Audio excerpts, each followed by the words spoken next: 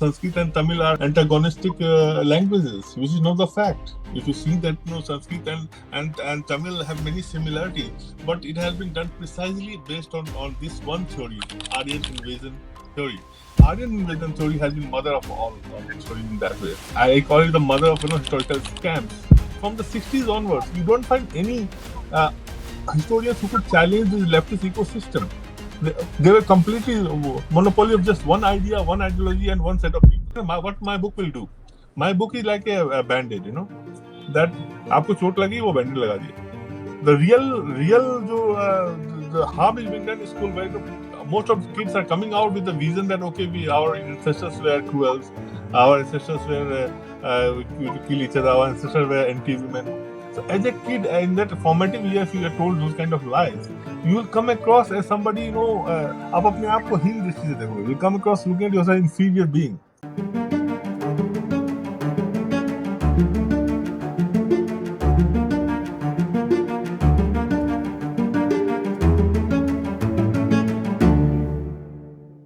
Namaskar, everybody. Welcome to Bodh, a series of episodes where we discuss dharmic view on a range of topics. Joining us today is Utpal Kumarji, an eminent author of the book Eminent Distorians, a book that takes a bold and unapologetic look at how India's history has been twisted over time. From the myth of the Aryan invasion to the glorification of certain rulers at the cost of others, he challenges the distortions that have shaped our understanding of the past. Utpalji, welcome. For our audience, let me do a quick introduction.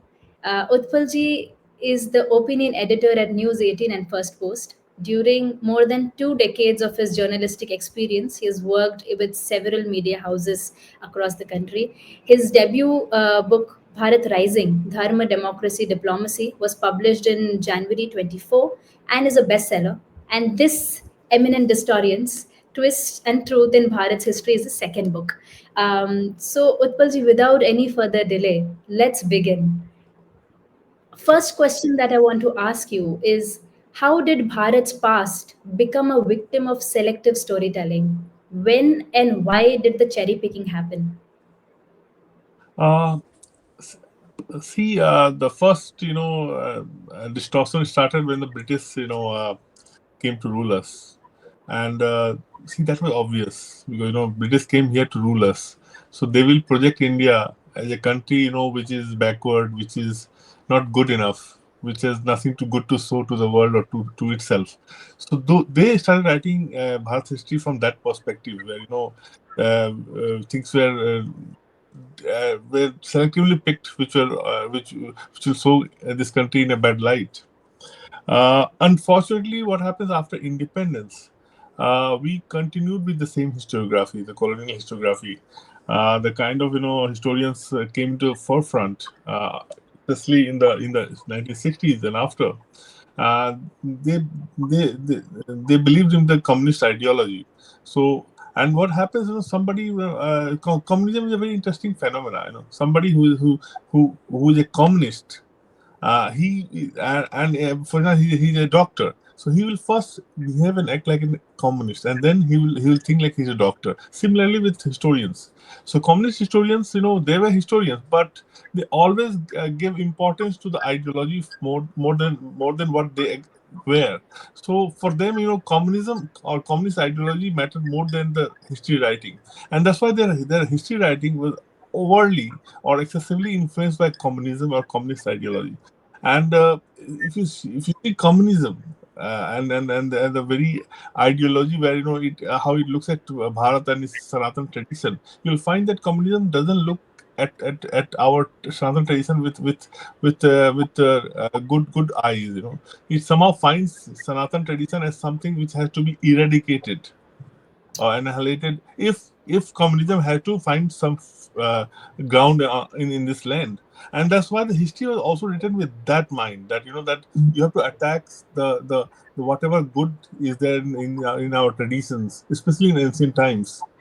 And that's why the history was perverted from there. Theories like Aryan Invasion Theory was put here, and without any evidence. There were no evidence to that. Or kings were like some kings were were made into the great kings, quote unquote, and some were kind of completely marginalized.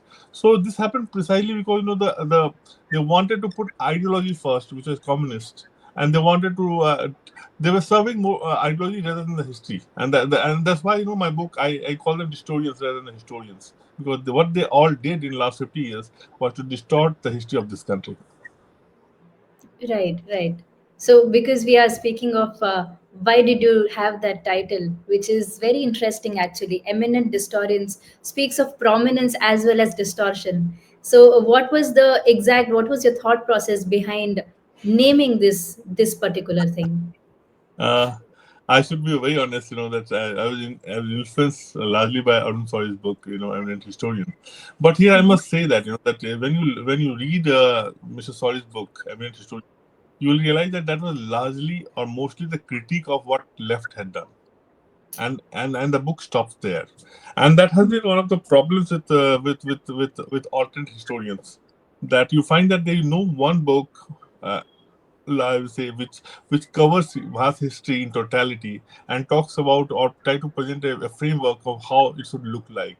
So that's where my book Eminent Historian makes an effort to not just expose those historians, but also uh, to present Bharat history from its own perspective.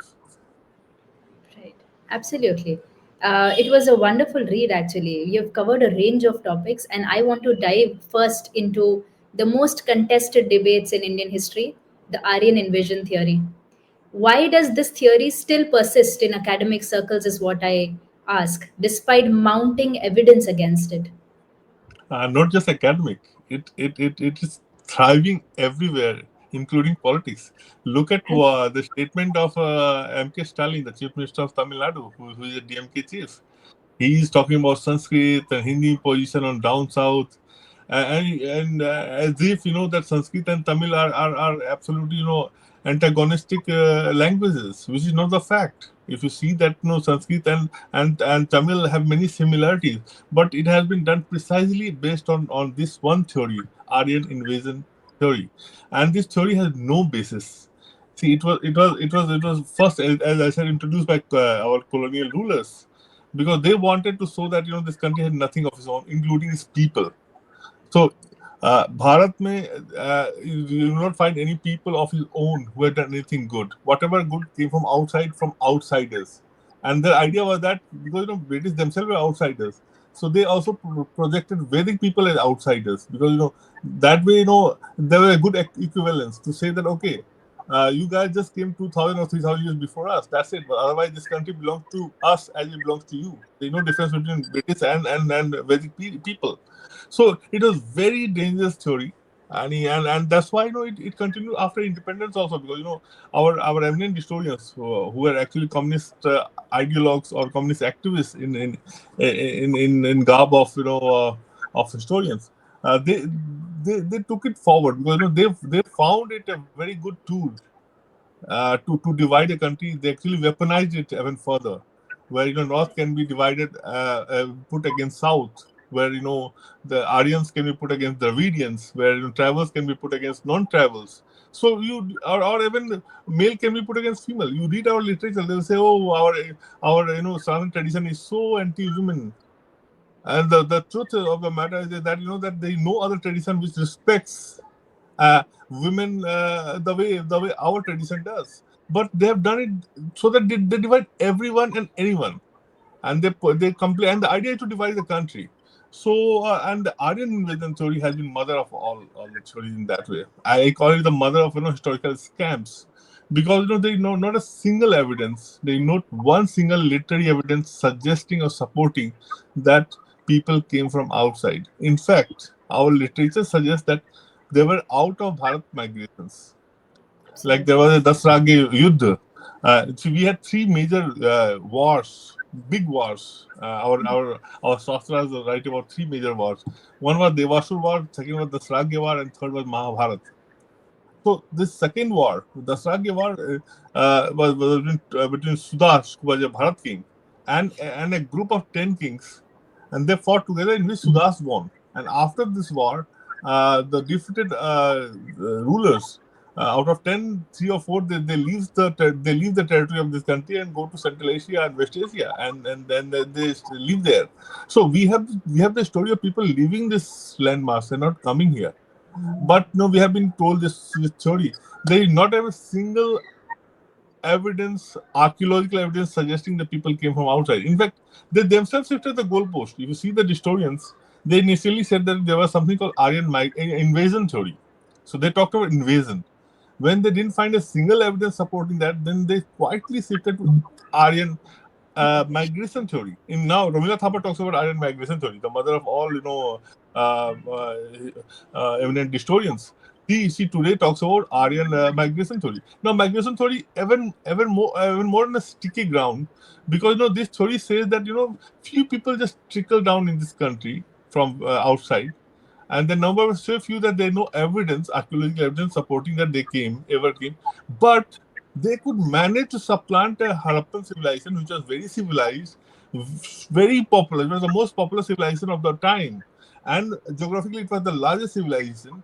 It was very sophisticated civilization. It was urban civilization. It was a trading civilization, mercantile civilization. And these people were and Aryans. Who were Aryans? Aryans were illiterate, nomads, warlike people who all roamed on horses, but they had a world's most sophisticated language called Sanskrit. Look at the contradictions. Few people with nothing good in them, they had the most sophisticated language. They come here and they supplant a mighty civilization like Harappa, and then impose their own language. Now, language is something you can't impose. Today, also, you look at Bangladesh, for instance. Bangladesh has got converted into Islam, but they talk Bengali. Punjab, you go to Pakistan, and most part of the people talk in Punjabi, because culturally they were part of the Punjab sections. You go to Iran, they talk Iranian. They don't talk Arabic. So language doesn't change. This is the only case where these people, despite being the majority, despite being more educated, despite being more powerful, despite being more urban, they left their language on their own and took the language of barbarian tribe called Aryans.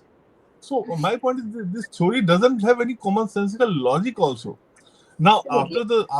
after the discovery of Saraswati River, now we have found most of the Harappan sites on the course of dried Saraswati river.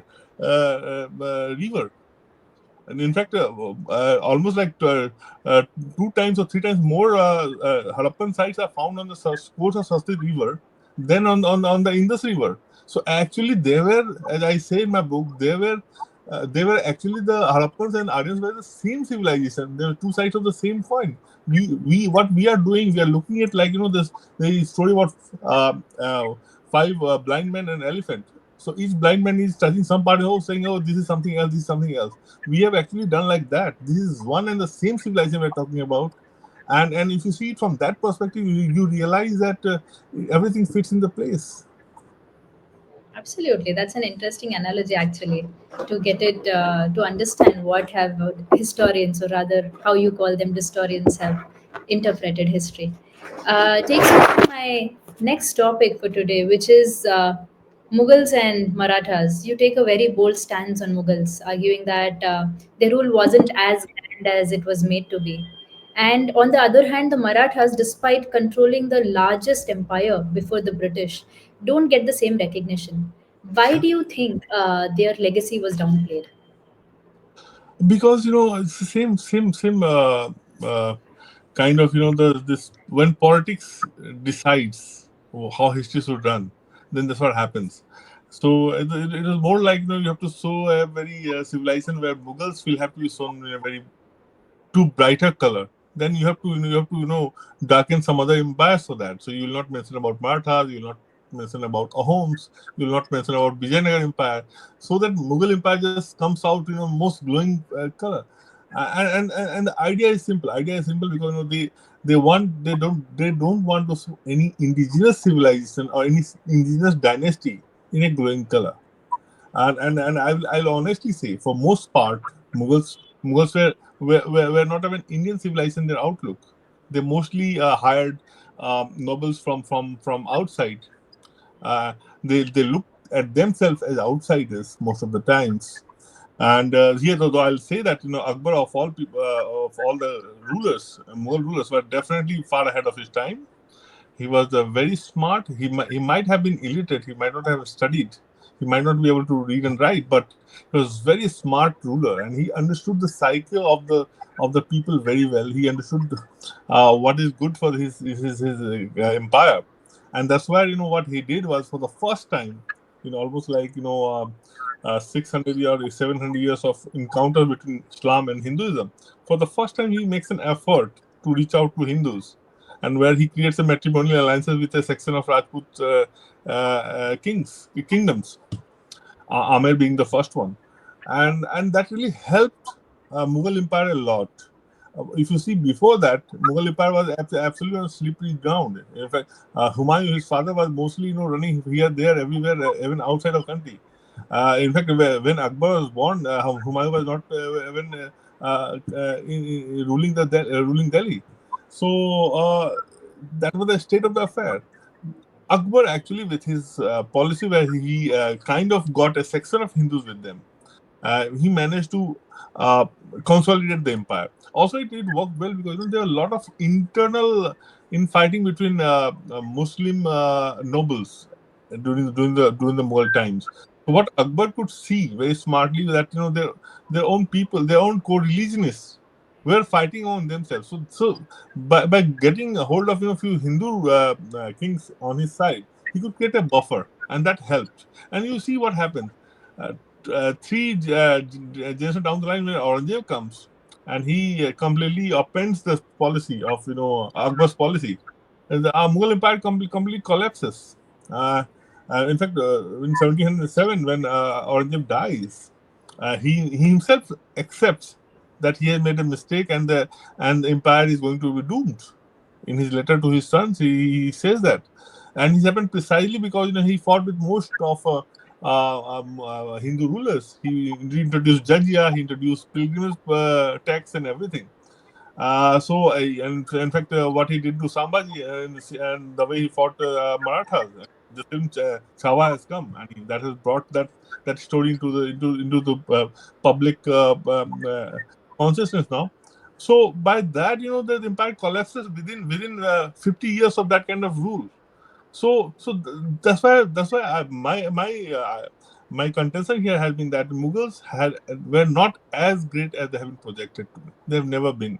Akbar was an exception, but even on Akbar case, you can say he was a good ruler, but I'm against the idea of historians putting the notion like great and the great kind of things, because we should just tell our stories, and then just let readers decide that. Otherwise, how are we going to justify what Akbar did for instance, in Chittor, where he killed 40,000 civilians after the fort of Chittor was won by the Mughal army. They killed 40,000 civilians, and it was done under the nose of Akbar. So that doesn't qualify for a the great kind of rulers. So my point is, Akbar was a good ruler, but we shouldn't go that far, and also we should not get into the business. As a historian, we should not get into the business of awarding greatness to rulers. We should just stay to the facts and let readers decide that. What happens after that? We have often been told the myth that British took this country from Mughals. Now, this is the biggest myth of the era, because when you see, for instance, Ahmad Shah Abdali comes from and attacks Bharat in 1761. Mughals didn't go and fight. Panipat, it happened, Third Battle of Panipat. And Panipat was much nearer to Delhi, hardly 2 hours from Delhi. But from Pune, this Maratha sent their army. Why did Maratha send the army from Pune and not Mughals from Delhi? Because Marathas were ruling this country. It's very simple. But we have not been told even this fact. We have been told that, from Mughals, British. In between, we just completely uh, whitewashed everything about the thing. The reality is that by the time British came, this country was completely out of the clutches of the Mughals, and Marathas were the one who were ruling this country.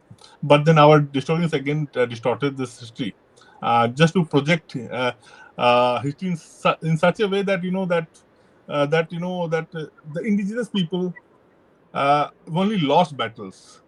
They never won anything. The reality is that that today if we survive and today if we are existing, we should have won more battles, much more battles than we have lost. And reality is that we have won many more battles. And I'll just give you one example. Since we are talking about some of the greatest myths being created. For instance, our Bakhtiyar Khilji destroyed Nalanda Mahavihar. That story we all know. We have been told about that. We are also told about how Bakhtiyar Khilji goes to Bengal with just 18 soldiers Right. and captures the Sena kingdom of Bengal with just 18 soldiers. The idea, what does this story tell us? That our rulers were so completely inefficient. They were darpok the. That is Hmm. the notion. Now the reality is, are we even told how Bakhtiyar Khilji died? No, we are not told. Bakhtiyar Khilji was killed by his own soldiers soon after he took won the Bengal. When he attacked Assam, there was a king called for his name, yeah, King Prithu of Assam. He defeated Bakhtiyar Khilji so badly, and he completely lost most of his army that his own generals killed Bakhtiyar Khilji. We are not told this story. We Right. should have been telling this story because this is our story, na? Where our heroes should be heroes. Na? We are told about how Muhammad Ghori attacked and won Delhi from in second battle of Tarai from Prithviraj Chauhan, but we are not never told about how Naiti Devi from Gujarat defeated Muhammad Ghori and defeated so comprehensively in 1170s that for more than a decade he didn't even dare to attack the mainland of this country. One woman whose husband had just died and her son was minor. She planned the battle so well. She fought in the battle and defeated Muhammad Ghori. We are not told that story. The reality is that we have won many more battles, and that's why we are still here. We are talking about our civilization. Absolutely. A lot of things has just been taken out, and it's been just left out from our history. And all the students, we are all products of those very history books that were written by these historians as soon as we got independence. So you did mention about historians not be should not be in the position to add adjectives to different kings or rulers. Brings me to a point where you write in your book, you mention about the episode of R.C. Majumdar, which is my favorite in the book, where he is struggling to write the authentic and truthful history. And the kind of moral courage and the intellectual integrity that he has is a rarity even today. Yeah, So yeah. why do you think that Bharat's foremost, one of the foremost historians like R.C. Majumdar, was treated so disdain? Not just he, even like Jagannath Sarkar was treated so badly, Yeah. and even his example I have given. First, let me talk about R.C. Mandar. So R.C. Mandar was very right when this country got independence. So he reached out to the government of India saying that it's time that this country should have its history written from its own perspective. Because till now we have the colonial written from the perspective of invaders. So it's time we do that. There were no interest shown at that time. He wrote later in 1948. Until 1950, they were not even they didn't revert back. Then he wrote a letter to Rajendra Prasad requesting that we should do the same, and he immediately wrote back showing that so it's a very good idea. And my hunch is that it was after his intervention that a kind of board was formed where he was made he was made a part of it, which we should write history of India from her perspective. Unfortunately, that could not last for more than 2 years, and that board was the government of India of that time under Nehru had disbanded that board, and because he Archie Mandar had the moral courage, as you say, the intellectual integrity to tell Nehru government and the official who were trying to influence the history writing of the time that that history should not be touched. And facts are very sacrosanct. Facts have to be facts whether we like or dislike it. And he gives a very 3 points on which the government of the time didn't really like him, and he was thrown out of the board, despite being such an eminent historian. And he says that the first point was that the government wanted 1857 revolt to be projected in such a manner that it would appear like a collaboration of Hindu-Muslim unity, where example where they fought together and for the independence of the country. And Asim Munir said that his famous quote is there that 1857 revolt was neither first nor a war of independence. And when you read his work, when you see independently go and see 1857, you realize that he was closer to the truth. Savarkar may have still believed, I have differences with Savarkar also. Savarkar believed that it was first war of independence. But if you see closely, it was more Islamic in nature. It was you read the literature from how Muslim authors of the time or Muslim rulers wrote about that. It was more of a jihad. Though some of Hindu rulers also took part in it, and they fought really bravely. Nana Sahib, where this is Rani Lakshmibai, or Kumar Singh in Bihar, but they fought just for their own state and their identity. The larger overwhelming picture was that it was kind of a jihad against British at the time. So Yes, yes. so I was saying that Asim Munir had an issue with that. He said his facts showed that 1857 was more of a jihad, and so he can't change for the political compulsion or for political reasons. Then he gives two more reasons for that, and those were clincher, because if you see how Nehruvian government worked, they couldn't have allowed Asim Munir to write that history. Then he says that he believed that independence was not won just by Gandhi and Gandhians. The role of revolutionaries are equally very important, in fact, more important. Now, this was something, the government of the era would have accepted it because they wanted to project as if their independence was won by Gandhian means, where, not even a stick was raised and this British decided to leave the country. It's a huge myth created post independence. And that's why Ashwini had to be sidelined. The third point he raised was that our war of independence is not just 200 years old; it is 800 years old. Now that challenges the very Ganga Jamuni Tehzeeb kind of ideas which Nehruvian ecosystem wanted to project.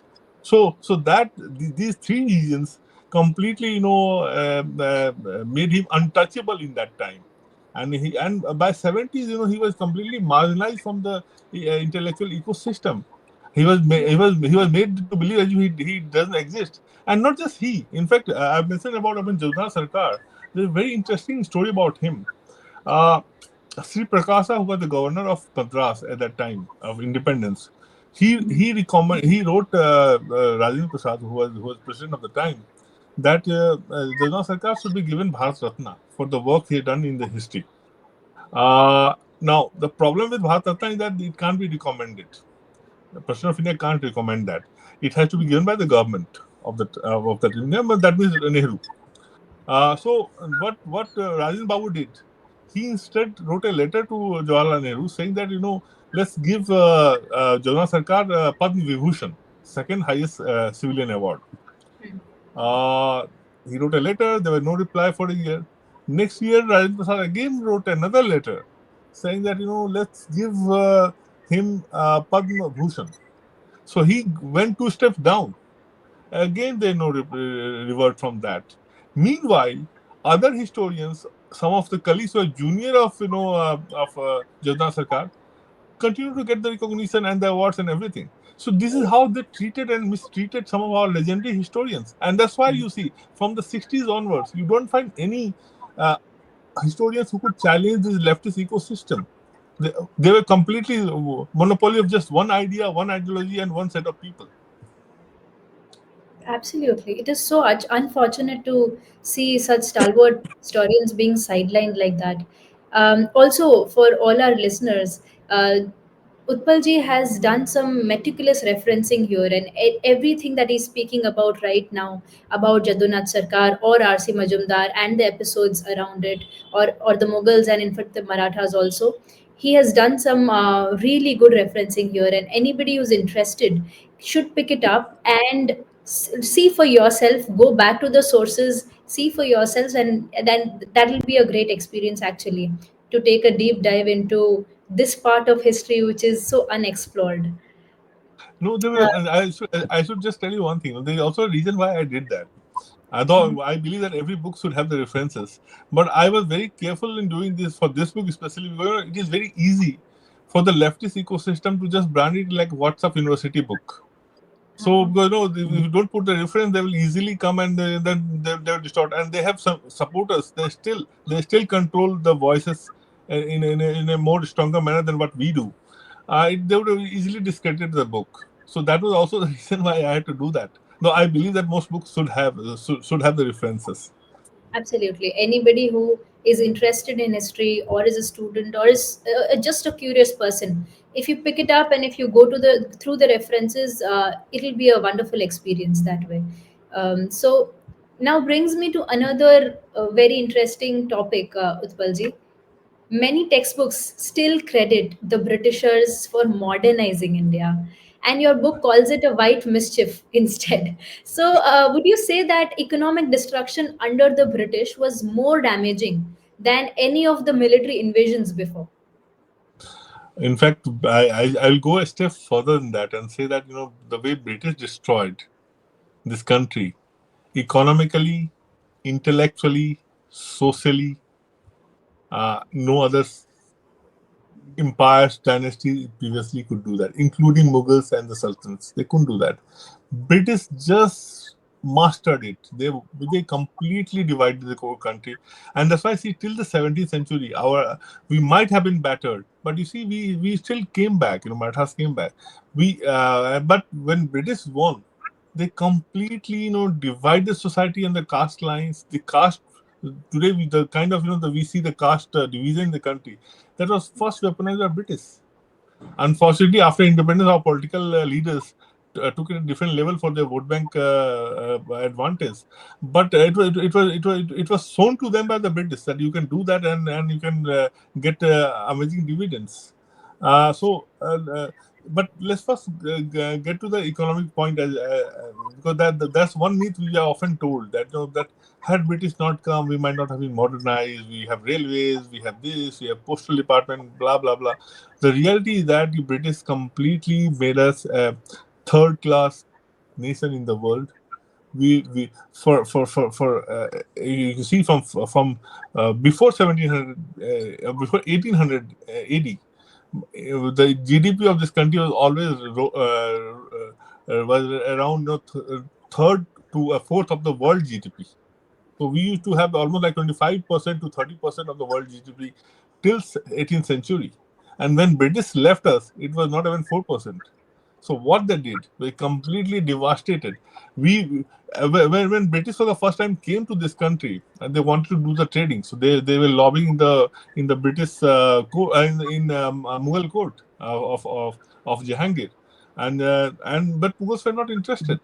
No one was interested to do trade with them because Indians of that time thought that कि आप क्या दोगे हमें? We have everything. India had everything, so they produce everything, and that's why you see most of the time, historical times, even in ancient times, when Roman Empire was there, Romans would complain that India is the sink of gold because every gold from world goes to in this country because Indians don't need anything. Indians never needed it. They had everything. So and Romans needed Indian products. So Romans would give us gold, and we would give them our products, whether it's silk, whether it's spices, or whatever it is. So India never needed anything. When British came for the first time, they completely de-industrialized us. We are told that they industrialize us. That is the biggest myth. They actually de-industrialize us. Our clothing industry got wiped out completely. We just became like the producer of raw products for the British industries and that thing. And one research says that almost like 45 trillion pounds they took away from this country.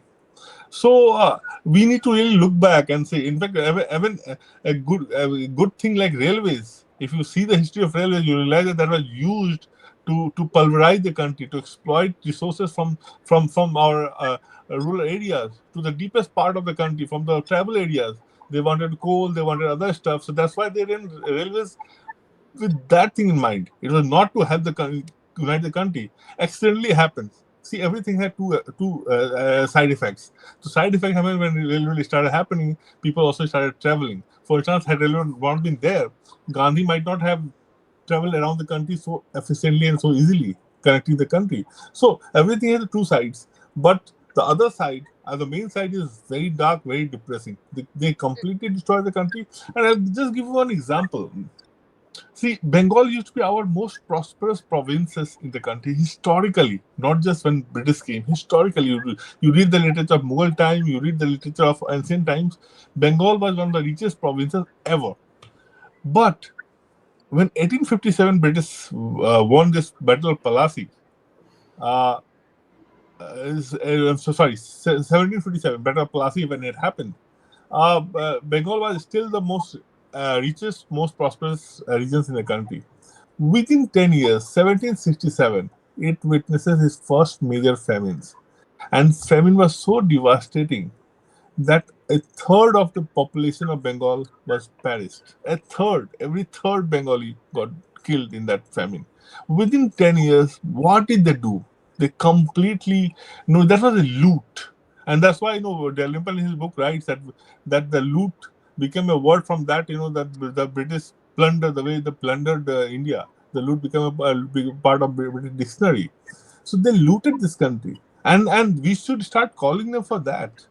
Had they not been here, we would have been much better off economically. Socially, what they did, and their own officials say, and which it has been mentioned by that the Beautiful Tree book by author I'm forgetting name. That Dharampalji, sorry, yes, Dharampalji in his book The Beautiful Tree, quite quoting this British official and senior British officials, proves that that when British came to India, uh, this our education system, indigenous education system, was flourishing. Like every province in called Bengal had a lakh schools, and every village in Bengal had a school. Now that is better than what is the condition today also in Bengal, and this was the case in early 18th century. So I think we need to look back. In fact, the same in the same book, Dhampalji mentions about from British record, where he says that the people of different castes and tribes, they go to schools. And in fact, when he mentions the school composition of the time, he finds that the so-called lower caste presence in schools is more than the so-called Brahmins and Kshatriyas. And even some of the untouchables like domes and chamars, they also worked as teachers. So what does this say? That the entire caste system was not as divisive and bad as it was projected. What British did, British created the division. They polarized society further. They weaponized it, and they did it across board. Uh, they try to drive wedge between Dalits and non-Dalits. Look at the case of Sikhs. Sikhs till that time were part of our Hindu this thing. And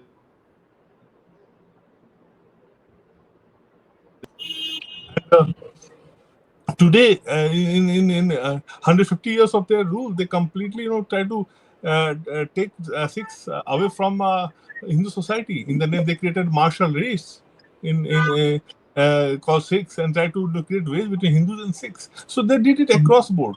They did it with tribals and non-tribals. Started calling tribals enemies. And if you see that the belief system of tribals in Northeast, for instance, you'll find that they are very closer to our Sanatan tradition. They're not even extension. They're actually some of their stories are actually our own stories. But they created this wedge so much that the people of that region from northeast were made to believe that they were not part of the extension of Indic tradition and Indic civilization. And that's why you see from the conversion in that region actually happened from 1910 onwards. Before that, there were hardly 100 people who were Christians in Northeast.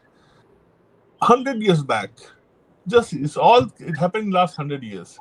And because they created that kind of divisive, they created the ecosystem, they created the narrative of division. So I think that is a problem. That is something which you're paying right now is done by British, and we need to really uh, call a spade a spade. Absolutely. It is. We need to take some time and revisit our history, read the right kind of history. So, there's also one very different obsession that we've been seeing for decades together, whether it's among economists or historians or journalists. We have this obsession of looking westward for ideas, for theories, for validation, be it governance models or economic policies or historical perspectives. And there has been a pattern where there has been a tendency of dismissing every indigenous knowledge system and frameworks. Do you see this trend shifting now, or are we finally moving towards reclaiming our intellectual traditions, or is the colonial mindset still very deeply entrenched? See, coloniality works on two realms. One is physical and another is mental. Physical is very easy, and comparatively, I'm saying easy to get rid of. You fight your enemy physically and get rid of. So we got independent in 1947. So, but mental coloniality is something is very hardwired in your brains. It takes a longer time, and it's a basically long drawn game in that way. I'll say. What is good is I can say that last 10 to 15 years there will be a lot of awakening about that. There are a lot of where people are starting pride in being what they are. They have stopped looking westward blindly. There are still obsession in certain quarters. I will not deny that, but the numbers are coming down, and people are really getting proud of their identity, their civilizational roots and everything. You look how people across board went to Mahakumbh this time. This itself shows that kind of there were a lot of buzz. Everyone wanted to go. I mean, so or Ram Mandir, for instance. Last year's data says that more people visited Ayodhya Ram Mandir than did Agra's Taj Mahal. So it tells a lot about the changing mindset of people, and also in this the role of social media is immense. Because social media is something which has taken on this entrenched narrative head on. I'm not saying that every social media person is doing the right thing, but I'm saying that now since this has been democratized, so more people are good. So they are so more good people are working in the right direction. So that's where social media is also making a lot of change, where everyone has a phone and they know that okay. This is what is happening, and more people have the voices today. Everyone, no one needs a censorship from or needs some help from others to get their voice aired. So things are changing. Things are changing for good, and this is very heartening. But this will take time. Well, still, and I'll say that for that, the first step is has to be that we have to change our history. If we don't change our history, see, history is not just about past. Kal jo hua ho gaya. It's also about how we look at ourselves today, and how are we going to operate tomorrow. History's role is not just for the for what happened years ago. So, and history also how we look at ourselves. History will give you that sense of कि आप कौन हो. And this is a very big question. And who am I? Is the most fundamental question we ask.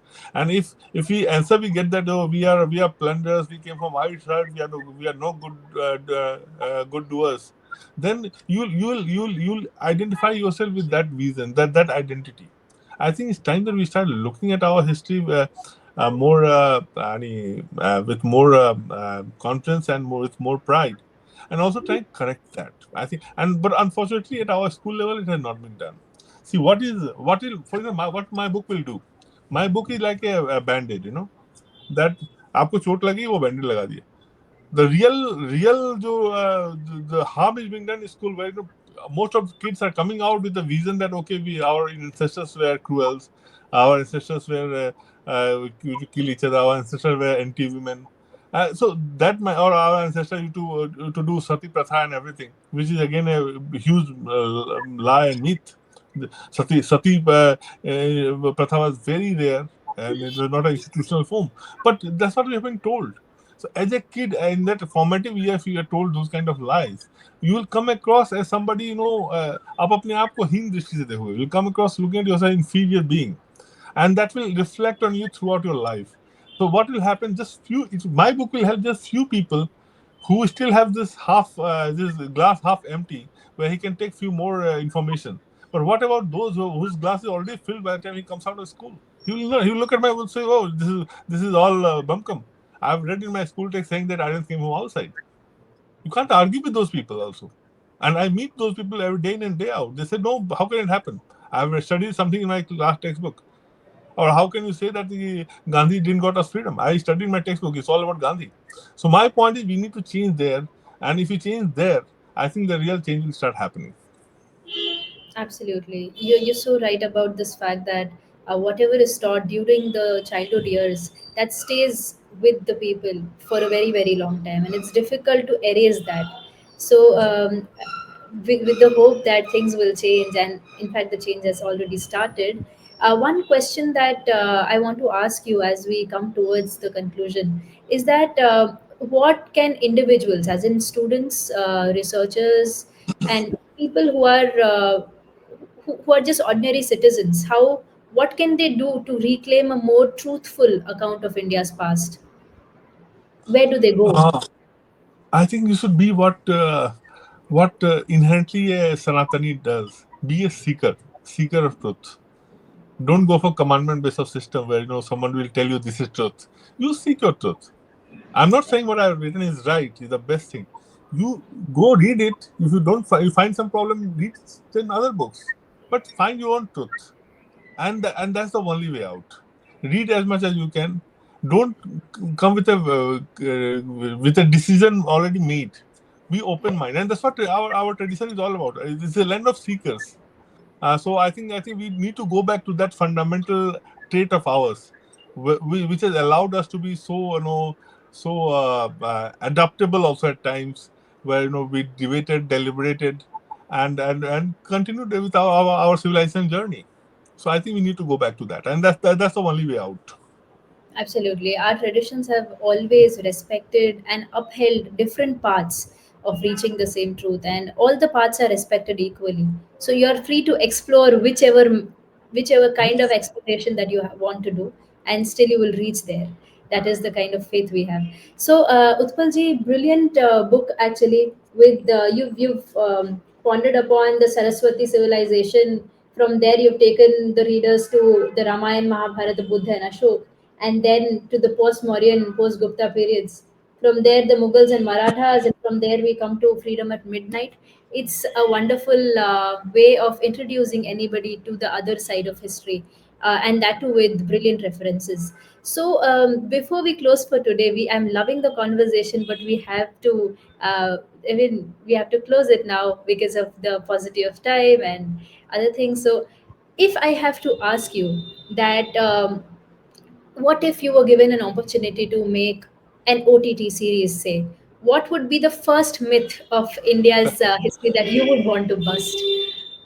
Uh, I think I'll do something with my last chapter, Freedom at Midnight, where I'll bring out the role of revolutionaries more. Because that's closer to our time frame. So the revolutionaries, and their role have completely been sidelined. They have been the distortion have been so much that I can't tell. We believe that revolutionaries have hardly any role. Well, the reality is that revolutionaries were active even before Gandhi came into the national scene. And Chapekar brothers, they started revolutionary process in a big way. We hardly talk about him. From Chapekar brother, their act of bravery inspired Savarkar and inspired Sri Aurobindo, who was then Aurobindo Ghosh. And then Aurobindo Ghosh and Savarkar, they inspired someone like Ras Bihari Bose. Ras Bihari Bose is the one who actually founded Indian National Army. Right. So Indian National Army was then taken over by Subhash Bose. So look at the journey from 1900 to 1945 when Subhash Bose disappears. And he doesn't die. I'm not saying he died. He disappeared. There were continuity of revolutionary activities. And trust me that had the revolutionaries not done what they did, the country wouldn't have got independence. Whatever you might say. And this was considered and accepted by none other than the prime minister of the time who took decision to leave this country, Clement Attlee.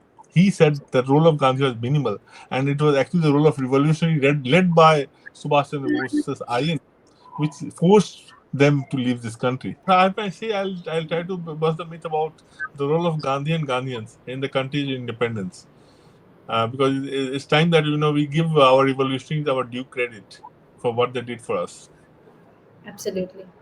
So, Utpalji, I loved speaking with you now about your book, and this is a brilliant book. Anybody who's interested in history or seeing the other side of history should definitely pick it up. And such powerful insights. So, wishing you all the best for the book, and Thank you so hoping that we see more from you. Thank you so Namaskar. much. It means a lot, and I really love the podcast today. Thank you so much. Thank you. Absolutely love speaking with you, Utpalji. Namaskar.